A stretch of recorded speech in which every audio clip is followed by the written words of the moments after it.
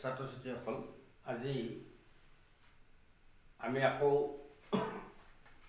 এটো আৰু কেইটামান প্ৰব্লেম আজি আমি দিনত পঢ়িছিলোঁ যে ডি ব্ৰগলি সমীকৰণ de Broglie equation we have studied today আমি আজি পঢ়িছিলোঁ ডি ব্ৰগলিৰ সমীকৰণ আৰু সেই ডি ব্ৰগলিৰ সমীকৰণৰ ওপৰত ভিত্তি কৰি এটো এটা ম্যাথমেটিক্যাল প্ৰব্লেম উলিয়াইছোঁ আমি ডি ব্ৰগলিৰ সমীকৰণটোৰ ওপৰত বেছ কৰি এটা কি লিখা আছে mass of a photon calculate mass of photon এটাৰ ভৰ গণনা কৰা photon এটাৰ ভৰ গণনা কৰা যদি সোডিয়াম লাইটৰ তৰংগ দৈৰ্ঘ্য wavelength 5894 angstrom হয় আৰু তাৰ ভেলোসিটি যদি 3 × 10⁸ মিটাৰ পাৰ সেকেন্ড হয় তেতিয়া হলে তুমি ফটন এটাৰ সোডিয়াম লাইটত ওলোৱা ফটন এটাৰ মাস ভৰ গণনা কৰা গতিকে আজি আমি পাইছিলো ডি ব্ৰগলিৰ সমীকৰণ যিটো ইকুৱেশ্যন এই ইকুৱেশ্যনটা আজি আমি পাইছিলো λ h/mc মাস ইনটু ভেলোসিটি আজি পাইছিলো সেই হিসাবত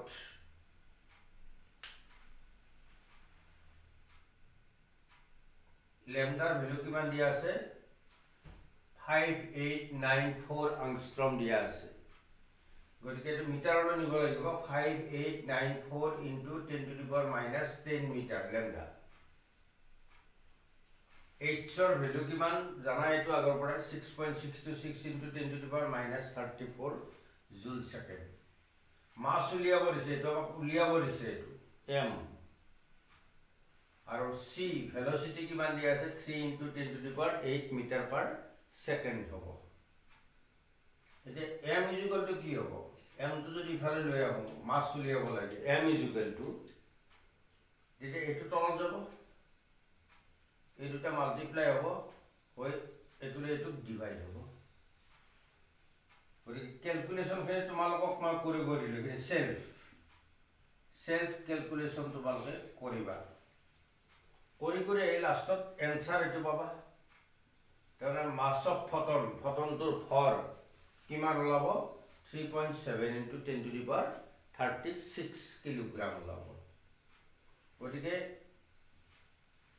ডি ব্ৰগলিৰ সমীকৰণৰ ওপৰত যেটো আজি আমি পঢ়িছিলো গৰে সমীকৰণটোৰ ওপৰত এটো এটা অংক আমি দিলু তোমালোকক আৰু এনেকুৱা অংক তুমি কিতাপতো আছে এক্সাৰসাইজতো আছে উলিয়াইলে তুমিও নিজে ট্ৰাই কৰা তেতিয়া তোমাৰ যেটা নিজে ট্ৰাই কৰিবা অংকটো কৰিবা তেতিয়া তোমাৰ একদম কনসেপচনটো ক্লিয়াৰ হৈ যাব পাৰিবা ভালকে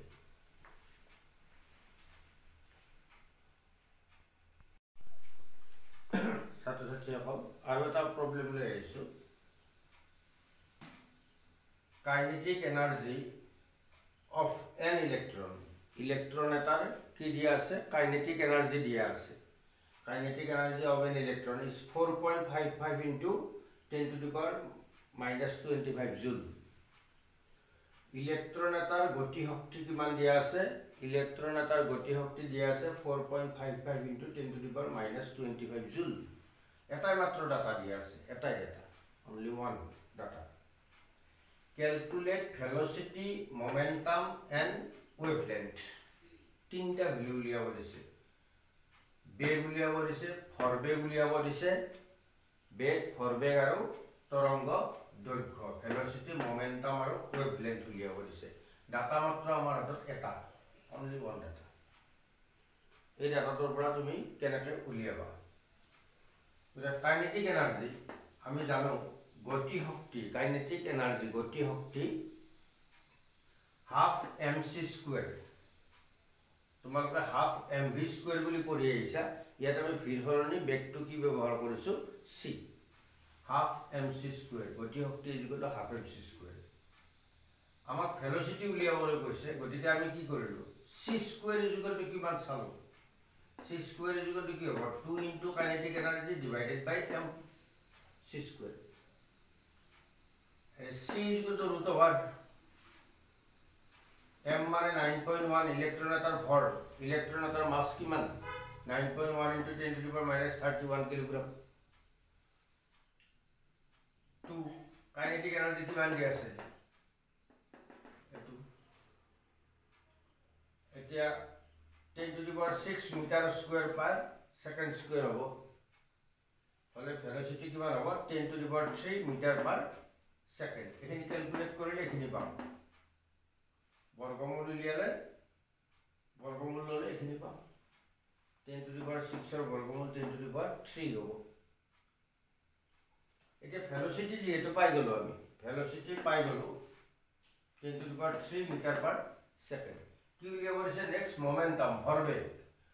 মানে কি ভর মানে কি ভর আৰু বেগৰ পূৰণফল ভৰ ইতিমধ্যে আমি লিখিছো 9.1 * 10⁻³ ইলেক্ট্ৰনৰ ভৰ ইলেক্ট্ৰন এটাৰ ভৰ কিমান 9.1 * 10⁻³ কিলোগ্ৰাম ভৰ ইনটু বেগ ভেলোসিটি ডিভাইডেড 10⁻³ velocity ইতিমধ্যে পাইছো 10⁻³ metre per second into 10⁻³ mass into velocity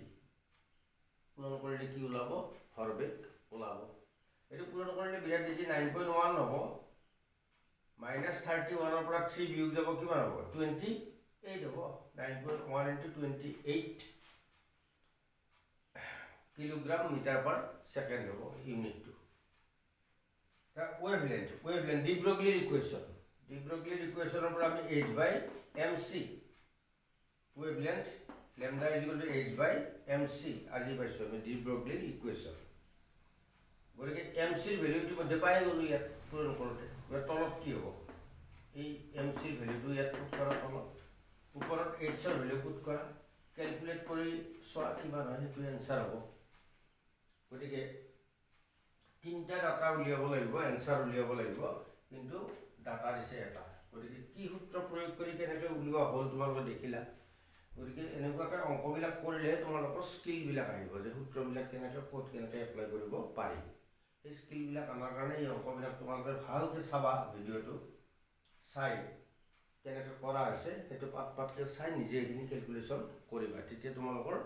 এটো মানে অসুবিধা নহয় অংকবিলাক কৰোঁতে ভয় নালাগে অংকটা দেখিলে যে অংক মই নকৰিম নে কৰিম তোমাৰ কৰিবলৈ ইচ্ছা যোৱা হ'ব যেতিয়া তুমি এখিনি বস্তু কেইটামান অংক যেতিয়া এনেকৈ প্ৰেক্টিছ কৰিবা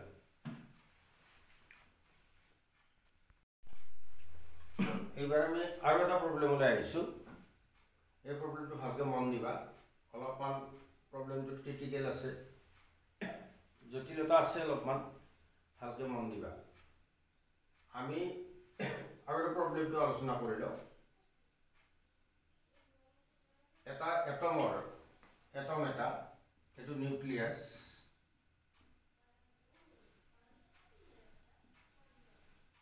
এনেকে এটো পঞ্চম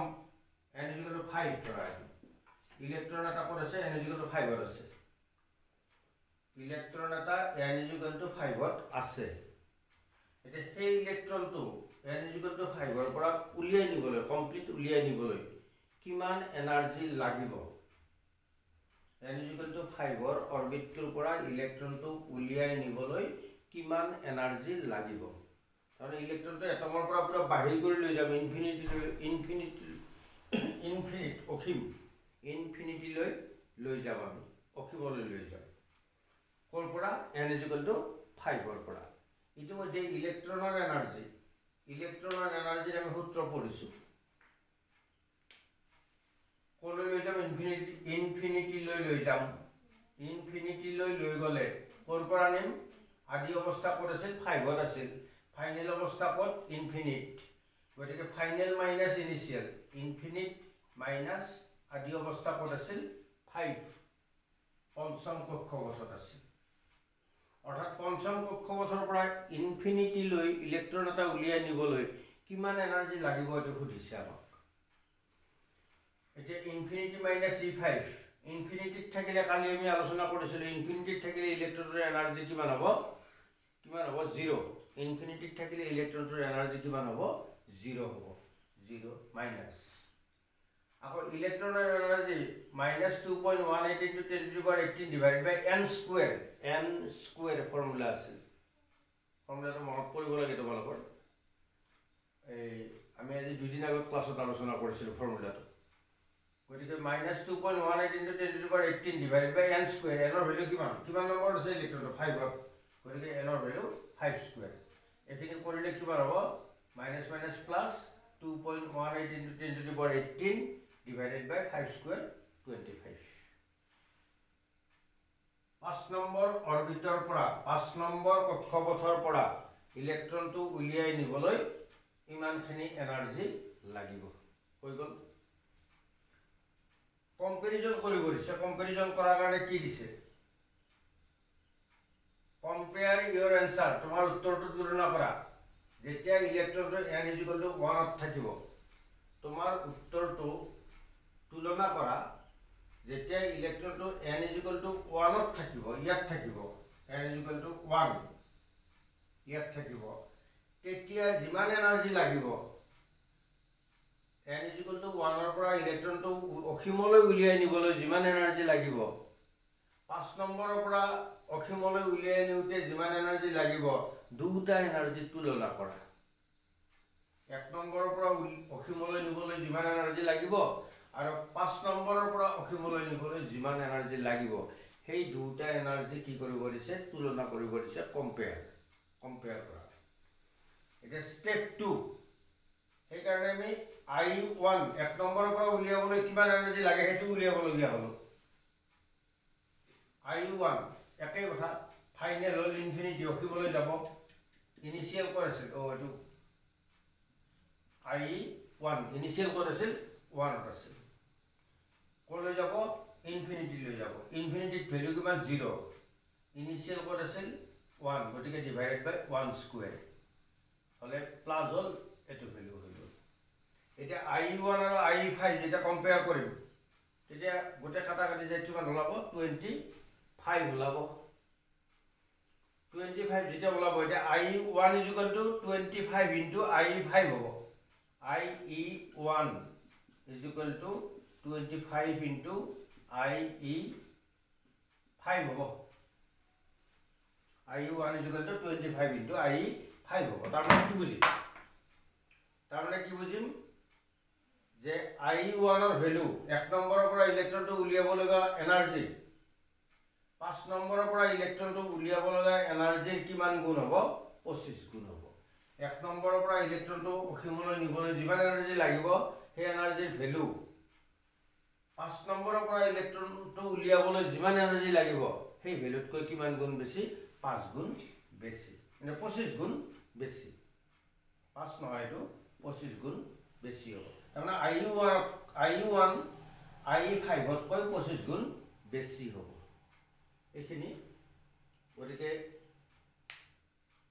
এনেকে তোমালোকে এতিয়া তোমালোকক মই ৰিকুৱেষ্ট কৰিছো যে এনেকে তোমালোকে কি কৰা আৰু কেইটামান প্ৰবলেম নিজে ষ্টাৰ্ট কৰা আৰম্ভ কৰা যে কেনেকৈ উলিয়াব পাৰি সলিউশন কেনেকৈ ওলাব তেতিয়া তোমালোকে দেখিবা যে ইয়াৰ লগত ৰিলেটেড যিবিলাক প্ৰবলেম এইবিলাক ইজিলি কি হ'ব